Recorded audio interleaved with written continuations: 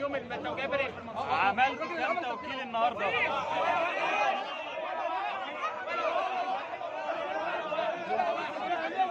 واحد توكيل واحد.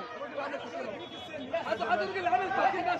الخلاصه اللي كنا امبارح احنا ثلاث توكيلات اللي كنا امبارح على ايدي على ايدي. عندنا في القريه طبعا اسمعوا يا جماعه، اسمعوا يا جماعه.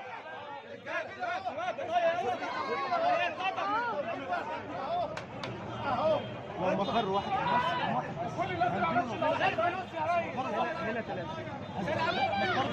ما خدناش 200 جنيه بس بقى. لا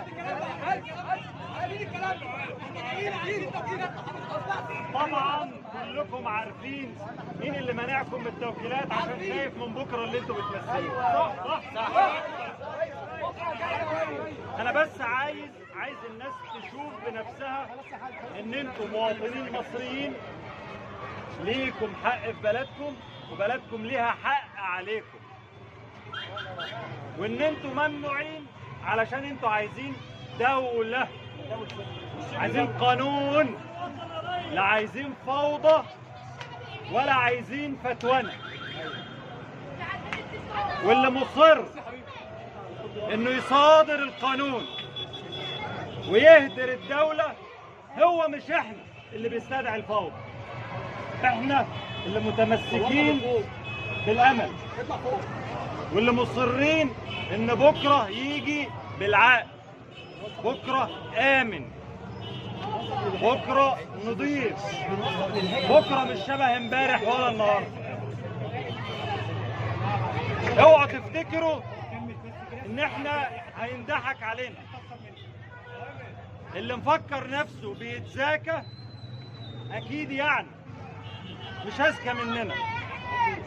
اللي متخيل ان احنا هناخد حقنا بالتوكيلات، ان احنا نيجي ونتحرك بينكم ونمشي من غير التوكيل، غلطان. احنا بنقدم السبت والحد والاثنين. امبارح انا كنت في وسط مئات في اسكندريه عملت 5 توكيلات امبارح، وكنت في وسط مئات في كفر الشيخ، وكفر الشيخ عملت 4 توكيلات امبارح. لو في اي واحد في البلد دي عنده ذرة عقل فهو اكيد عارف ان انتوا مش محتاجين اكتر من ساعتين تاخدوا حقكم فيهم. حقكم يا ريس بعد اذنك. هو الاعلان بتاعه 10 دقايق يا جماعه، نديله 50,000 توكيل. احنا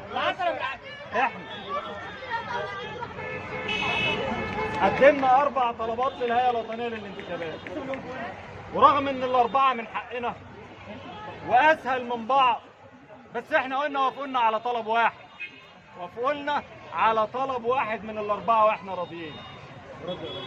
واحنا بنحمل كل جهة وكل مسؤول في الدولة مسؤوليته. لازم الناس تنتبه انه الضغط على الناس خطأ وخطر، وانه ليه حدود، وان احنا عشان بنكلم الناس بالعقل وبنضغط عليهم علشان يتحلوا بالحكمة قبل الشجاعة. ده مش معناه ان حد يستقرضنا ولا يتخيل ان يجي في الاخر يقول والله يا اسفين ما قدرتوش تكملوا توكيلات. الله اكبر تحيا مصر! الله اكبر تحيا مصر! الله اكبر تحيا مصر! الطنطاوي جاي بالنص! الطنطاوي جاي بالنص! الله اكبر تحيا مصر! الله اكبر تحيا مصر! الطنطاوي جاي بالنص! الطنطاوي جاي بالنص! الطنطاوي جاي بالنص! الطنطاوي جاي بالنص! الطنطاوي جاي بالنص! الطنطاوي جاي بالنص! حد يقول للمستشار! مش عايزين نرجع تاني! مش عايزين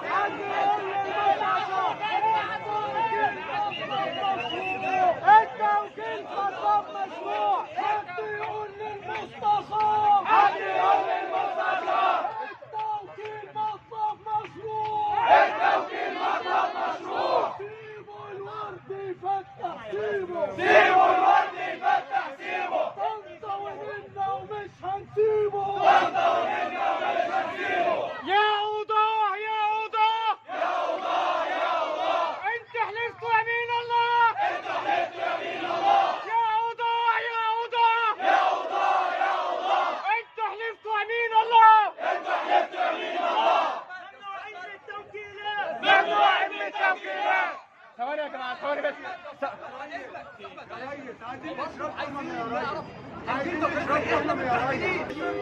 اللي شفته هنا ده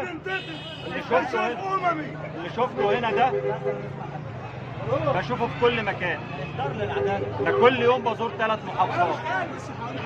لو في واحد متخيل ان في مصري واحد في قرارة نفسه هيصدق رواية ان الامل ملوش مكان بين المصريين وانه ما يقدرش يجمع 25,000 توكيل، بيضحك على نفسه.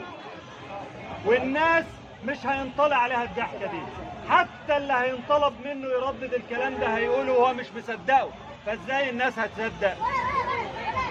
اعتصموا بحقكم، تواجدوا، اتمسكوا بالامل وبالحق وبحق بلدكم عليكم قبل حقكم، وسيبوا علينا الباقي.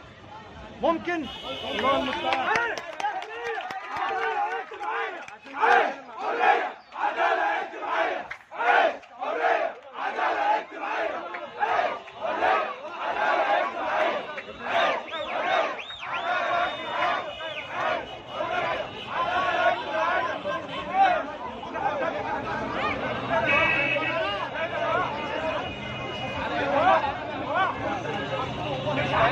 واحد مش عارفين يعملوا توكيل يا جدعان في شر على الطريق اصلا.